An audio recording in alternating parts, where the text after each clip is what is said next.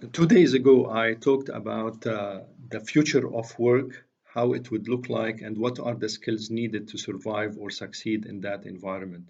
Yesterday, I talked about the challenges that employees will be faced in such an environment and how to address those challenges.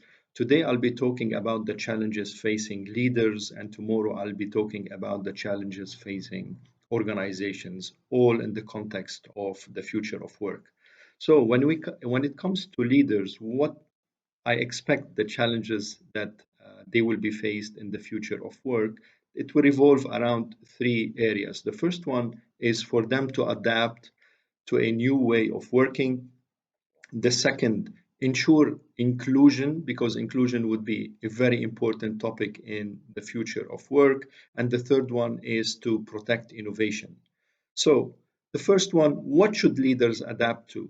Leaders of teams working remotely need to adapt to the following: paying attention to quality and quantity of output, not the speed of response, by setting deadlines, times to check in, and flexibility. Two, leaders need to discuss time during their informal one to one check ins.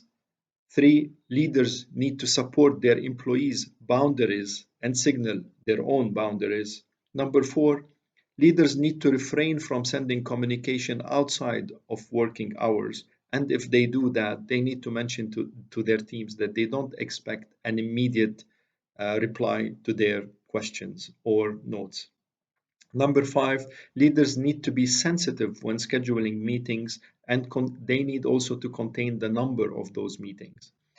Number six, leaders need to minimize non urgent interruptions. And lastly, leaders need to encourage informal collaboration hours and ensure feedback sessions. Now, on how leaders can ensure inclusion, there are many research proving the importance of diversity and inclusion on decision making for business recovery, for reimagination when it comes to innovation and resilience to make sure we have the right culture. So these findings are particularly important and relevant in the future of work.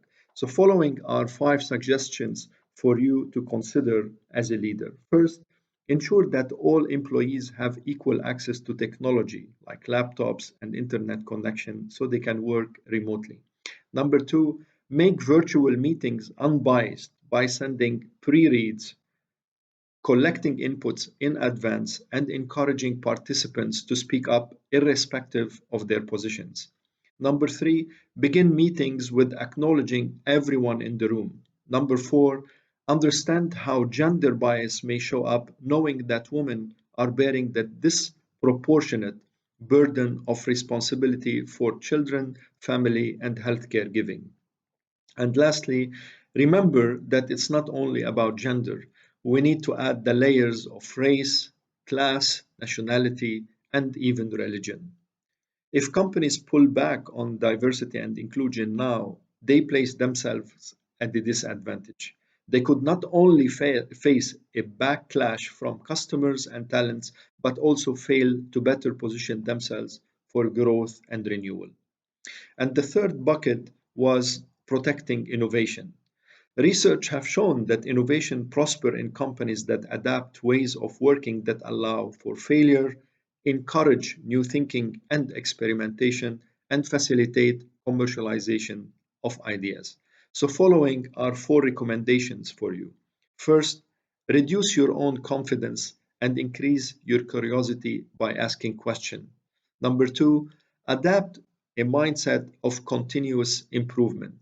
MVPs, minimal viable products, and improve them through experimentation.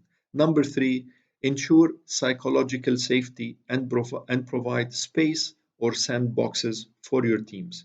You need to embrace failure as a prerequisite for success and need to free up resources and people for other projects that could lead to future breakthrough. And lastly, many studies have shown that creativity and innovation is best when people have physical proximity. I believe leaders will have to ensure that teams responsible of innovation meet physically frequently, and in between the physical meetings, they must be equipped with digital tools that can facilitate their brainstorm, like whiteboards and mood boards. Thank you.